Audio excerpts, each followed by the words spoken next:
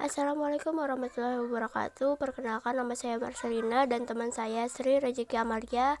Di sini kami akan mempresentasikan tentang tafsir ayat Al-Quran dan hadis Nabi Muhammad SAW tentang evaluasi pendidikan. Yang pertama yaitu pengertian evaluasi pendidikan. Istilah evaluasi berasal dari bahasa Inggris, yaitu evaluation, yang berarti tindakan atau proses untuk menentukan nilai sesuatu. Dalam bahasa Arab, evaluasi dikenal dengan istilah imtihan, yang berarti ujian. Sebagai alat penilaian hasil pencapaian tujuan dalam pengajaran, evaluasi harus dilakukan secara terus-menerus. Evaluasi tidak hanya sekedar menentukan angka keberhasilan belajar, tetapi yang lebih penting adalah sebagai dasar untuk umpan balik dari proses interaksi edukatif yang dilaksanakan. Evaluasi ini pada dasarnya adalah memberikan pertimbangan atau harga nilai berdasarkan kriteria tertentu. Untuk mendapatkan evaluasi yang meyakinkan dan objektif, dimulai dari informasi kuantitatif dan kualitatif. Instrumennya atau alatnya harus cukup sahih, kukuh, praktis, dan jujur. Data yang dikumpulkan dari pengadministrasian instrumen itu hendaklah diolah dengan tepat, digambarkan pemakaiannya. Terus hadis dan ayat Al-Quran tentang evaluasi pendidikan. Di sini ada hadis riwayat Muslim, yaitu yang artinya, dulu saya melarang kamu menziarahi kubur, maka sekarang ziarahilah. Dulu saya juga melarang kamu menyimpan daging kurban lebih dari untuk 3 hari, maka sekarang simpanlah sekarang yang berapapun kamu suka. Hadis riwayat Muslim. Makna yang terkandung dalam hadis ini adalah bahwa pada zaman jahiliyah itu orang, terutama kaum perempuan, ketika berziarah ke kubur selalu menangis berlebihan. Bahkan mereka meratap, meraung-raung sambil berguling-guling di tanah. Hal ini tentu merupakan sesuatu yang tidak baik. Maka Rasulullah melarang untuk menziarahi kubur pada saat itu. Tetapi setelah zaman jahiliyah itu usai, di mana keimanan sudah kuat dan teguh, maka Rasulullah SAW mengizinkan umat Islam untuk berziarah ke kubur. Rasulullah juga melarang menyimpan daging kurban untuk persediaan lebih dari 3 hari, karena pada waktu itu ketika tamu-tamu dari tempat lain datang berkunjung pada Idul Adha, di mana saat itu merupakan tahun yang banyak sekali orang masuk Islam dan mereka berkunjung ke kota Madinah, konsumsinya diambil dari daging korban tersebut. Maka jika tidak dibatasi, umat Islam akan mengambil daging sesuka hatinya, sehingga dikhawatirkan kebutuhan konsumsi untuk tamu yang datang tidak tercukupi. Tetapi setelah tamu yang datang tidak lagi sebanyak tahun-tahun sebelumnya, maka Rasulullah SAW mencabut larangan tersebut. Ada juga di surah Al-Baqarah ayat 219 yang berbunyi mereka menanyakan kepadamu Muhammad tentang khamar dan judi. Katakanlah, pada keduanya terdapat dosa besar dan beberapa manfaat bagi manusia, tetapi dosanya lebih besar daripada manfaatnya. Dan mereka menanyakan kepadamu tentang apa yang harus mereka infakkan. Katakanlah, kelebihan dari apa yang diperlukan. Demikianlah Allah menurunkan ayat-ayatnya kepadamu agar kamu memikirkan. Dan ada juga surah Al-Maidah ayat 90 sampai 91 yang artinya, wahai orang-orang yang beriman, sesungguhnya minuman keras berjudi berhala dan mengundi nasib dengan anak panah adalah perbuatan keji dan termasuk perbuatan setan. Maka jauhilah perbuatan itu agar kamu beruntung.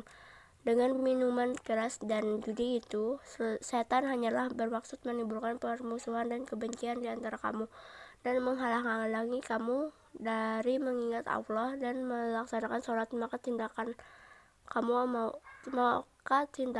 Tidaklah kamu mau berhenti. Pada awalnya, khamar bukanlah minuman yang diharamkan dan tidak dilarang dikonsumsi. Lalu ada sahabat yang bertanya tentang khamar. Lalu turunlah ayat Al-Baqarah 219 bahwa khamar membawa manfaat bagi manusia tetapi juga membawa mudarat. Tapi pada saat itu belum dilarang untuk dikonsumsi.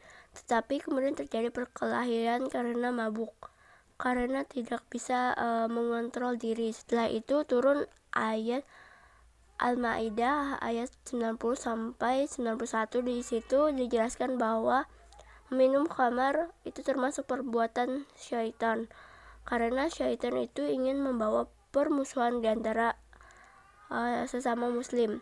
Di samping itu, salah seorang sahabat Nabi pergi menunaikan ibadah sholat setelah ia minum khamar dan menjadi imam. Dalam pelaksanaan sholat tersebut, ia melakukan kesalahan dan pelafalan surah Al-Kafirun yang mengakibatkan terjadinya kesalahan dalam terjemahan ayat tersebut. Didasari oleh hal-hal tersebut, barulah penggunaan khamar dilarang oleh Rasulullah. Berdasarkan ayat dan hadis itu, dalam melaksanakan sesuatu itu kita perlu melakukan evaluasi, tidak hanya dalam hal pendidikan tetapi juga tentang perbuatan-perbuatan kita serta ibadah kita kepada Allah Subhanahu wa taala. Baik, itu saja penjelasan dari saya. Kita alihkan kepada saudari Sri Rezeki Amalia. Baik. Yang ketiga, C. Prinsip-prinsip metode dan instrumen evaluasi pendidikan. Evaluasi dapat terlaksana dengan baik apabila pelaksanaannya senantiasa berpegang pada 3 prinsip berikut ini. Yang pertama adalah prinsip keseluruhan atau al-kamal atau al-tamam. Penilaian harus mengumpulkan data mengenai seluruh aspek kepribadian, meliputi aspek kognitif, afektif, dan aspek kognitif, serta afektif dan psikomotorik. Yang pertama ini ada aspek kognitif, yang mana aspek kognitif adalah aspek yang mengarah pada ilmu pengetahuan yang sasarannya yaitu berpikir seseorang dalam setiap perbuatan. Metode yang bisa digunakan dalam aspek metode ini adalah pertama langsung dan juga tidak langsung, di mana kalau yang langsung ini bisa melakukannya dengan cara bentuk tanya jawab atau ujian tulisan maupun dialog kepada peserta didik apakah sudah mengerti atau belum, dan yang tidak langsung itu dengan cara memberikan tugas-tugas mengenai materi yang telah diajarkan. Bentuk dari metode ini dijelaskan dalam Al-Quran surah Al-Baqarah ayat 31 sampai 32. Kemudian yang kedua ini ada afektif, di mana afektif adalah aspek yang mengarah pada perasaan atau jiwa dari peserta didik, di mana sasarannya adalah cara bersikap dalam perbuatan. Metode yang digunakan dalam aspek ini adalah pengamatan atau observasi, ujian tertulis, dan ujian lisan. Kemudian yang ketiga ada aspek psikomotorik, di mana aspek ini adalah yang mengarah pada keterampilan maupun kemahiran peserta didik itu sendiri. Kemudian aspek yang dapat digunakan itu seperti observasi ataupun tugas. Nah, dalam aspek psikomotorik ini terdapat 2 prinsip, yakni prinsip berkesinambungan dan prinsip objektivitas. Kemudian kita masuki yang keempat, D. Fungsi evaluasi dalam pendidikan. Jabya Kohar Al-Hajj melihat fungsi evaluasi dari segi anak didik secara individual dari segi program pengajaran. Yang pertama di sini jika dilihat dari segi anak secara individual, evaluasi ini berfungsi untuk mengetahui tingkat pencapaian anak didik suatu proses belajar mengajar, kemudian menetapkan keefektifan pengajaran dalam rencana kegiatan, memberi basis laporan kemajuan anak didik, dan menghilangkan halangan-halangan atau memperbaiki kekeliruan yang terdapat sewaktu kita praktek.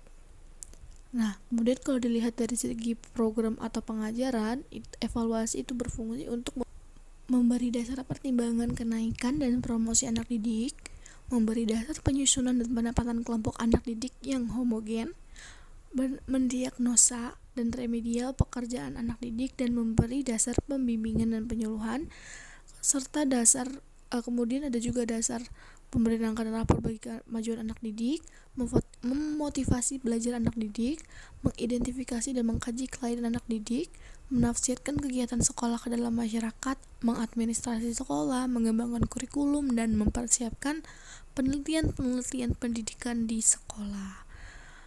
Mungkin itu saja presentasi dari kelompok kami 12. Mohon maaf apabila ada salah kata ataupun kalimat yang menyinggung dari pihak lain. Akhir kata, wallahul muwaffiq ila aqwamit thoriq. Wassalamualaikum warahmatullahi wabarakatuh. Terima kasih.